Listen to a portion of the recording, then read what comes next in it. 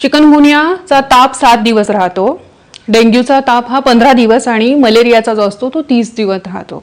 पण मलेरियाच्या तापाच्या बाबतीमध्ये मलेरियाचा रिलॅप्स होणं हे भयंकर असतं. जर मलेरियाचा ताप नीट ट्रीट केला नाही, डायग्नोज केला नाही आणि 21 दिवसांच्या पुढे जर मलेरियाचा ताप येत राहिला सततपणे, तर तो रिलॅप्स होण्याची शक्यता असते आणि रिलॅप्समध्ये मलेरिया जो असतो तो अधिक घातक असतो.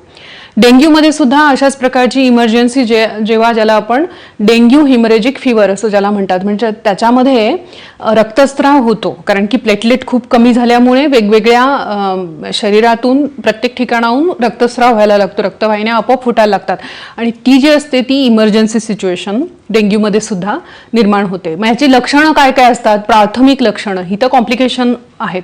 प्राथमिक लक्षणं अशी असतात की ताप असतो, तापाबरोबर थंडी वाजणे, खूप डोकं दुखतं, नॉशिया प्रचंड असतो, उलट्या होतात, अंगदुखी, विशेषतः चिकनगुनियामध्ये नखशिखांत अंग दुखत असतात. म्हणजे हाडं आणि काडं दुखणं हा जो वाक्प्रचार आहे ना तो त्याला लागू होतो. की नंतर डेंग्यूमध्ये मलेरियामध्ये शिरशिर भरणं किंवा आपण ज्याला शिवरिंग म्हणतो की हुडहुडी वाजून थंडी वाजून ताप येणं हा प्रकार असतो.